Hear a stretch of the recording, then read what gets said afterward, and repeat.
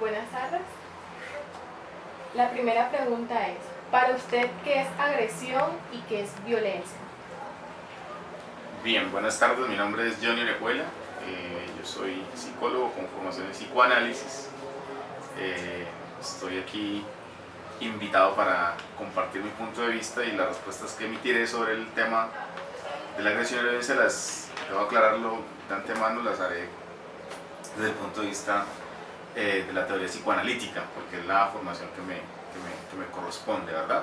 Entonces, en ese sentido voy a intentar responder a eso. Bien, la primera cuestión es, digamos, la diferencia o la relación que habría entre la agresividad y la violencia. En psicoanálisis partimos de un presupuesto fundamental, y es que, digamos, estructuralmente tenemos una tendencia, digamos, a la agresividad. La agresividad es una experiencia, digamos, normal, ¿cierto? No es una excepción ni es una forma de reacción específica solamente, digamos, frente a un evento particular. Digamos que la agresividad es entendida como una predisposición, como una forma, digamos, uno de los dos caminos que puede tomar la pulsión, en el sentido, digamos, de esa energía, ese empuje que tiene nuestra energía psicológica o libidinal, digamos, para hacernos comportar de alguna manera.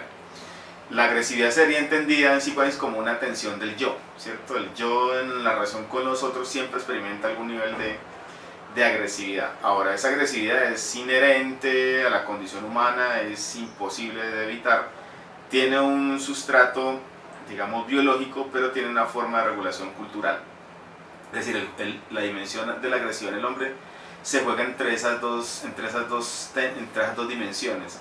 La dimensión biológica que nos equipó, digamos, con algún nivel mínimo de agresividad, porque es una forma, digamos, de la garantía de la supervivencia. Por ejemplo, para poder cazar hay que tener algún nivel de agresividad, para poder, digamos, hacer ciertas cosas hay que estar por encima, hay que ser capaz de pasar por encima de los otros, llámese animales o llámese otros semejantes.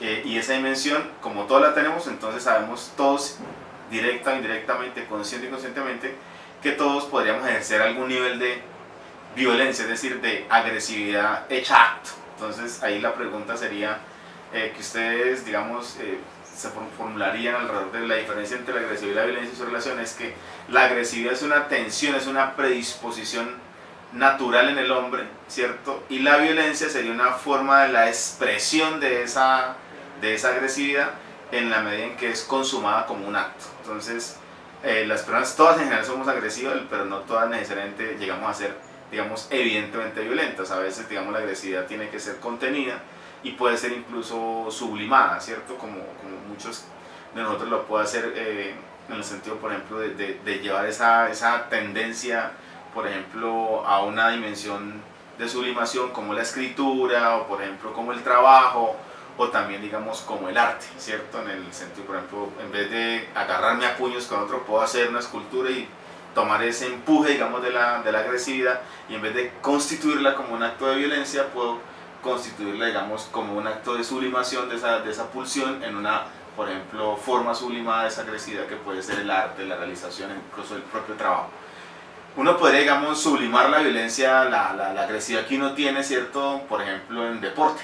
El deporte es otra forma de la sublimación de la pulsión, digamos, en este caso tanática. La agresividad es una de las dos formas de la pulsión, digamos, de dos formas básicas de la pulsión. La pulsión tiene una vía que es la vía erótica, o la vía, digamos, sexual, y otra vía que es la vía tanática, ¿cierto? O la vía, digamos, de la agresividad. Hay una cierta disposición, un cierto empuje en la persona a, digamos, o al amor o a la violencia, digamos, o a la agresividad, para ser precisos, ¿cierto? Inevitablemente. Lo que ocurre es que, si bien ese impulso existe, porque es un parte del equipo biológico para poder sobrevivir, y no nos lo podemos quitar porque está allí, es parte de lo que necesitamos para poder, digamos, mantener la vida. El asunto es que nosotros no estamos dominados por el programa genético, ¿cierto? Que es la diferencia que en el psicoanálisis establecemos entre el instinto, que es lo que explicaría, digamos, en ese sentido, un autor como Konrad Lorenz, que estaría más en la vía de que eso es una condición, digamos, genética inevitable, y lo que diría Freud es, si bien es cierto que hay una dimensión, digamos, de predisposición biológica al ejercicio, digamos, de la violencia, a la expresión de la agresividad y consumada en actos de violencia en relación con el otro, con el semejante, lo que va a decir Freud es, pero eso no es así necesariamente, porque sería, digamos, decir que estamos solamente, digamos, programados por el principio, digamos, biológico, o ordenados por el programa del principio genético. Y lo que va a decir Freud es no, los seres humanos además estamos también, digamos, reprogramados en nuestro proceso de socialización por el principio o por el programa cultural. En ese sentido, entonces, el instinto, que sería, digamos, la carga genética biológica innata, estaría modificado en el ser humano por el principio de realidad, que en este caso daría referencia al conjunto de las normas sociales que matizan la posibilidad de que nosotros podamos realizar lo que diría el principio del programa del placer, y es decir, es la realización inmediata del instinto agresivo. Él dice entonces eso ya no se llama instinto porque va a tener una modificación, tanto que somos sujetos del lenguaje modificados por la cultura, por el programa cultural, y en ese sentido entonces eso ya queda en una dimensión otra que se llama pulsión, ¿cierto? Entonces la diferencia entre la pulsión y el instinto es que el instinto estaría en el plano eminentemente biológico y la pulsión sería un punto bisagra entre la dimensión biológica y la dimensión psíquica. Básicamente esa sería, digamos, una explicación allí. Bien, ¿y cuáles son los detonantes de un comportamiento agresivo? Bien, como le dije, en relación con los detonantes de un comportamiento agresivo, lo vamos a decir de esta manera. Freud va a pensar, o Freud va a considerar que el núcleo constitutivo de la personalidad o de la subjetividad humana es la paranoia. En ese sentido, digamos, casi que natural, ¿cierto? Natural o espontáneamente tendríamos una predisposición al ejercicio, digamos, a la expresión de la agresividad del otro. Digamos, insistamos en esta diferencia, la agresividad es la predisposición, digamos, a satisfacer la pulsión derivada de la tensión que establece uno en relación con el semejante. La agresión es la consumación de solo un acto, ¿cierto? La violencia, digamos, sería la forma, digamos, más burda de esa expresión de la agresividad, incluso sistemática y en condiciones que ya podríamos decir, digamos, superan los límites de lo que podría ser tolerable para una sociedad determinada. Por ejemplo, claro, ya uno podría tener la agresividad y la tensión con el otro. Uno puede tener un gesto de agresión, por ejemplo, si el otro lo amenaza, uno pegarle. Pero ya la violencia sería enceguecerse hasta querer acabarlo definitivamente, o sea, matarlo, ¿cierto? Y además de eso, ya no solamente hacerlo en un acto, digamos, espontáneo, digamos, natural de defensa, sino que sería, digamos, incluso hacerlo de manera instrumental, como en el caso, digamos, del sicariato, matar a otro no porque me está amenazando, sino que lo mato porque por eso gano un dinero. O sea, eso ya es una forma del ejercicio de la violencia, digamos, demasiado burda, ¿cierto? Ahora, también la guerra es una forma de expresión de la violencia. Lo que pasa es que la guerra, en la guerra, digamos, también hay reglas, ¿cierto? Y es cuando se superan esos mínimos de guerra y por eso se humaniza el conflicto y por eso, digamos, hay una regulación de las guerras, ¿cierto? Creo que es además el protocolo de Roma el que dice que está bien que dos ejércitos se puedan confrontar, pero ya, digamos, caer en la sevicia de querer eliminar absolutamente al enemigo de una manera radical, como por ejemplo puede ser matarlo, ya es un exceso de la expresión de la agresión que se puede entender que es humana, pero que en este caso ya estaría en un nivel, digamos, de desborde excesivo e intolerable, inaceptable para una sociedad. Una sociedad, digamos, no puede controlar las expresiones de la agresividad, eso es una condición constitutiva del humano. Ella la puede regular, pero no la puede llevar nunca a cero. O sea, nunca se puede llevar a nivel cero porque además necesitamos un mínimo nivel de agresividad para poder, digamos, sobrevivir, ¿cierto? Usted no puede salir demasiado distensionado a la calle porque y no advertir que hay riesgos, porque entonces usted sería una víctima fácilmente de un ladrón, ¿cierto? Podría ser víctima de un abusador, puede ser víctima de alguien que podría superar los límites, por ejemplo, en la proxemia, invadir su espacio personal, empujarlo o quitarle sus pertenencias. No, usted necesita tener un cierto nivel mínimo de predisposición también para, digamos, atacar en el sentido de defenderse de alguien que pueda amenazarlo en su integridad, digamos, física o emocional. Pero lo que ocurre es que hacer de eso ya un modo de relación con el otro es lo que podríamos decir que resulta problemático, que ya sería una forma, digamos, de la expresión de una violencia sistemática, ¿cierto?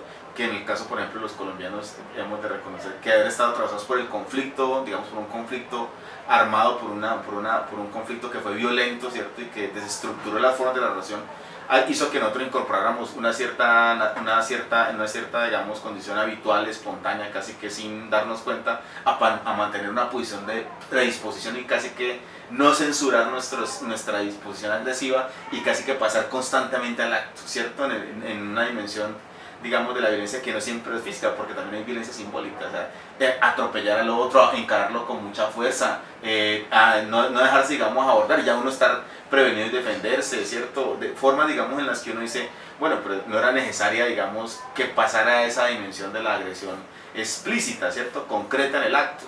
Hubiera podido, digamos, uno mantener la diferencia y la tensión sin necesidad de estar allí, pero como nos acostumbramos a un marco de violencia tan grande, eso produjo dos cosas. Una, por un lado, la incorporamos como una forma habitual de relación, o sea, incorporamos una cierta cultura de la violencia, o sea, todo lo resolvemos a machetazos, a balazos, a madrazos, a patadas, ¿cierto? Y la otra es que también, digamos, nos insensibilizamos frente a la muerte, frente a la expresión más burda de la violencia que sería la muerte. Entonces, esas son cosas, digamos, que allí la situación, digamos, nuestra como contexto social particular determinó. Es imposible que una sociedad llegue a nivel cero las expresiones de la violencia. Incluso, por ejemplo, la propia, digamos, el propio desarrollo histórico de los pueblos ha sido que unos pueblos tienden a someter a otros pueblos, ¿cierto? Y eso no pasó solamente entre los españoles y los indígenas, sino que pasó en toda Europa, unos pueblos invadiendo a los otros, reconstruyendo constantemente los reinados, y la historia de Europa es la historia de las guerras.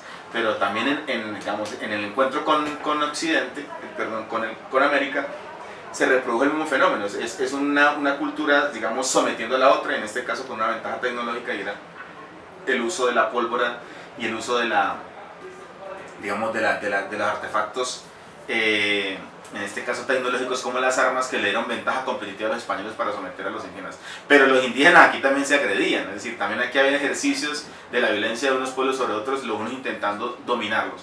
Porque, como les dije al principio, el asunto allí es que el núcleo del yo es un núcleo paranoico, ese es un núcleo que plantea en relación de tensión con el otro, inevitablemente. Y curiosamente, como diría Freud también, además de que el núcleo de la personalidad o la subjetividad es un núcleo paranoico que nos predispone a la tensión en relación con el otro, curiosamente somos más agresivos con los que son más semejantes, porque la dimensión, digamos, paranoica de nuestra personalidad nos quiere hacer sentir únicos, ¿cierto? Ese narcisismo básico que tenemos todos de querernos sentir especiales y únicos hace que seamos más hostiles entonces con el que más se nos parece, porque si entre más se nos parezca, menos únicos podemos ser. Entonces yo intento eliminar a aquel que se parece demasiado a mí y lo intento subordinar para poder que sea yo el que brille y él el que es subordinado. Entonces, entre más parecidas son las personas, más posibilidades de tensión, ¿cierto?, emocional puede haber entre ellas, porque más se activa el núcleo paranoico de la personalidad, que genera esa tensión entre los yo, ¿cierto?, entre el yo mío y el yo del otro, que es lo que conocemos como la agresividad. Puede ser que se mantenga en un nivel, digamos, de regulación, porque tú me caes mal, pero no te lo voy a decir, ¿cierto? O sea, alcanza mi super yo a decirme, pero acuérdate, no la puedes agredir, es una mujer. Es cierto, y tú también puedes decir, no, pues yo no lo puedo ir porque él es un hombre, y si lo llevo a agredir, él me podría pegar. Pero aún así a veces se salen expresiones, ¿cierto?, de la agresividad, como por ejemplo un chiste, una indirecta, un comentario que en el campo simbólico resulte relativamente tolerable sin necesidad de que nos vamos a los actos de violencia, digamos, más contundentes, como la violencia física. Pero puede haber expresiones de la violencia simbólica, ¿cierto? Yo me burlo de una mujer se burla de un hombre, te digo, es que las mujeres están locas, y la mujer dice, y ustedes son bien básicos, y entonces con ese par de comentarios ya nos estamos fastidiando un poco la vida, ¿cierto?, entre los géneros. Ahora, ¿que hay un género que sea más violento que el otro? No, mira, en términos generales, todo ser humano, digamos, tendría esa predisposición a tener esa condición, digamos, una espontánea de experiencia, digamos, de la agresividad, porque la necesitamos como parte de los mecanismos, digamos, de la defensa y de la supervivencia. Pero sí tendremos que decir que, claro, que en el hombre hay una predisposición más a ejercerla más evidentemente, a pasar al acto más frontalmente. Por eso la mayoría de los que se matan son hombres, ¿cierto? En la violencia, los que están en la condición digamos, de ejercer violentamente la violencia son los hombres, pero obviamente eso no significa que en las mujeres no haya agresividad. Lo que pasa es que en las mujeres hay otras formas de la expresión. Por ejemplo, en las mujeres la agresividad se expresa de manera sutil, no es de frente. Digamos, los hombres pueden pasar muy rápido acto de la violencia física, las mujeres pueden ejercer mucha violencia simbólica, ¿cierto? Yo en estos días, por ejemplo, me sorprendía cómo un video de esos que mandan por las redes sociales es el video en el que una mujer muy bonita se acerca a un mostrador donde hay una pareja en una farmacia y pide una crema para la celulitis, se levanta la falda y muestra, ¿cierto?, el trasero, y esa mujer se pone furiosa y la grita a ella, ¿por qué hace esto? Que no sé qué, y coge el marido, que ¿por qué estás mirando? Y lo coge y le pega y no sé qué, y se lo lleva bravío, ¿no? Y dice, vea, y dice que las mujeres no son agresivas. Imagínense que el video decía, no es cierto, o sea, las mujeres también tienen agresividad, lo que pasa es que la manera como la expresan no es, digamos, tan burdamente como los hombres. Los hombres sí tenemos una condición, además porque tenemos cargas, digamos, biológicas distintas, pero las cargas biológicas no nos explican, pero no nos justifican. ¿Por qué? Porque otra vez viene el programa, digamos, cultural y nos dice, acuérdate que usted no puede hacer la violencia directa, usted tiene que ser contenido, tiene que censurarse, tiene que regularse, porque usted no puede, digamos, pasar al acto en todo lo que el programa al principio del placer le dice. A uno le encantaría coger al que uno le cae mal y pegarle un puño, pero inmediatamente viene su güey y le dice, pero si usted le pega un puño, usted sería un inmoral, usted sería un machista, usted le podría estar a una mujer o a otra persona, usted sería mal educado. Entonces todas las formas de la censura, el super yo, que son el conjunto de las normas sociales que nos controlan, hacen que yo me contenga. Eso significa que yo no pase al acto de la agresión, pero sí sentí la agresividad, yo sentí la tensión con el otro, pero no la pude ejercer porque el programa, digamos, me contiene. Ahora, ¿qué pasa en las dos posiciones, por ejemplo, el que ejerce la violencia y el que es víctima de la violencia? Mira, al que ejerce la violencia le pasa una cosa, es que experimenta la distensión. O sea, quien siente violencia, quien siente agresividad y la puede parar al acto, experimenta un acto de distensión, porque como ya les dije, la agresividad es un acto de tensión yoica, de la tensión de mi yo en relación con el otro. Si yo puedo pasar de la agresividad a la agresión directa, entonces mi experiencia subjetiva es que yo me descargo. Después de la descarga yo puedo sentir dos cosas, o puedo sentir culpa, ¿cierto?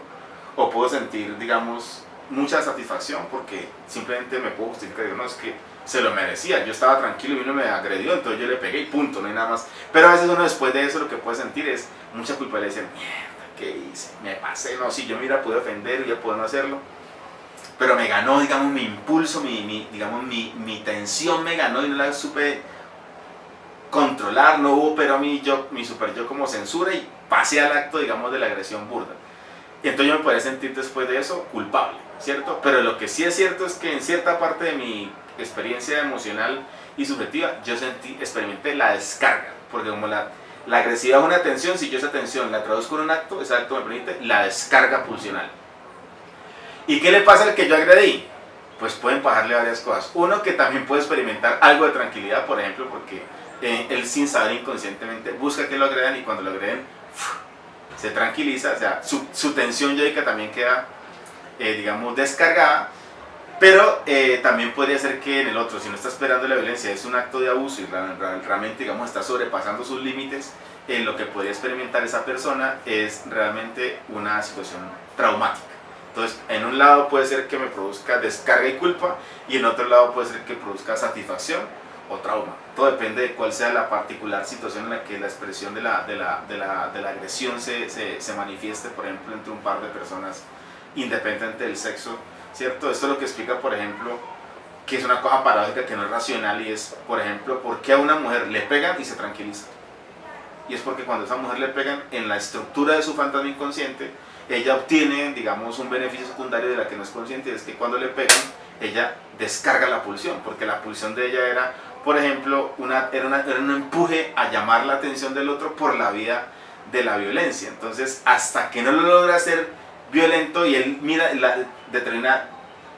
fija la mirada en ella y ella lo hostiga y lo desafía hasta un punto en el que ella hace que él le pegue. Cuando él le pega, ella descarga, porque su impulso inconsciente era a ser maltratada, porque ella tiene asociado el maltrato con la forma de llamar la atención, de captar la atención del otro, de ser importante para el otro. Es una cosa muy loca porque racionalmente nadie lo entiende. Si me están escuchando van a decir, yo ni está justificando la violencia contra la mujer. Yo estoy diciendo, no lo estoy justificando, porque incluso hoy en día es más claro que también los hombres se ponen en esa posición. Hay hombres a los que las mujeres les pegan, ¿cierto? Y uno dice, pero ¿por qué ese hombre se deja pegar? Él puede tener las condiciones físicas más, digamos, fuertes y más determinadas para ejercer bien esa ella, y ella lo coge y le pega porque ella tiene una determinación psíquica más fuerte y porque él además en la estructura de su fantasma necesita que esa mujer le pegue porque esa es la